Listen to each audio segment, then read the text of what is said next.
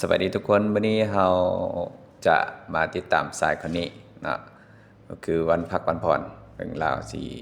มาอนามัยเฮือนนะก็เลยได้โอกาสนี้มาถ่ายคลิปนะ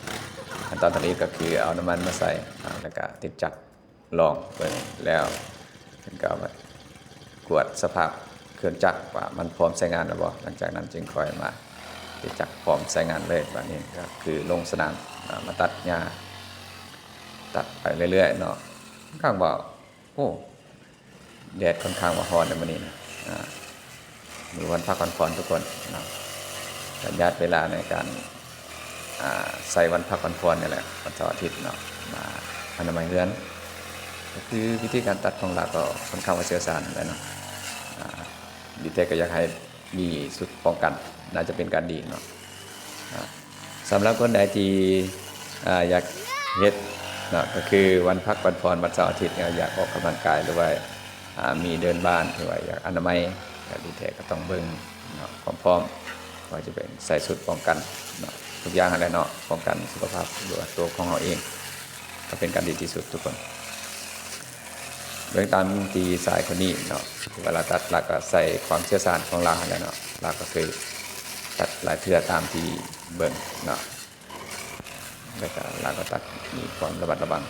นะค่อยๆตัดสบายๆแบบง่ายๆเนาะก็ต้องเล่นก็ต้องเฝ้าเนาะค่อยตัดค่อยไปเนาะเป็นเวียกของเขาเลยเนาะเฮ็ดเองบ่มีไผบังคับให้ได้สำเร็จก็เฮ็ดมันพักกันพรเมื่อยก็พักเซาก่อนเนาะอากาศร้อนก็พักเซาก่อนเป็นหยังเนาะเฮ็ดเวียกตัวเองมันพักผ่อนสำหรับหลายคนนี่ก็เป็นอีกหนึ่งเรื่องราวเนาะที่ว่าหลายคนกับบุคคลพลาดเนาะสำหรับคนที่มีเดินบ้านมีเรือนที่ว่ามีสวนอยู่อันสวนหรือว่ามักเฮ็ดเวียกแบบออกกำลังกายในวันพักวันผ่อนแบบนี้ก็เป็นการดีทุกคนเนาะแล้วก็ต้องระมัดระวังจุดป้องกันก็เป็นการดีที่สุดละฝากให้ทุกคนเนาะคอยเบิ่งคอยติดตามกันไปนะมีหยังที่ว่าอยากให้ข้าพเจ้าได้แชร์ออกไปก็อย่าลืมกดคอมเมนต์กดไลค์กดแชร์กันแล้วกันเด้อโอ้ตามที่เบิ่งดีเราอนามัยก็แล้วได้นี่เนาะทั้งตัดทั้งกวาดอนามัยแล้วเนาะแล้วก็คือสวยงามเนาะสบายหูสบายตานะเบิ่งแล้วก็อบอุ่นเนาะโอ้เป็นตาเย็นดีแท้เนาะบ้านสวนแบบนี้มักที่สุดบรรยากาศได้เรื่องเนาะเอาคลิปนี้ก็สิขอจบเพียงเท่านี้เนาะอย่าลืมกดไลค์กดแชร์กดติดตาม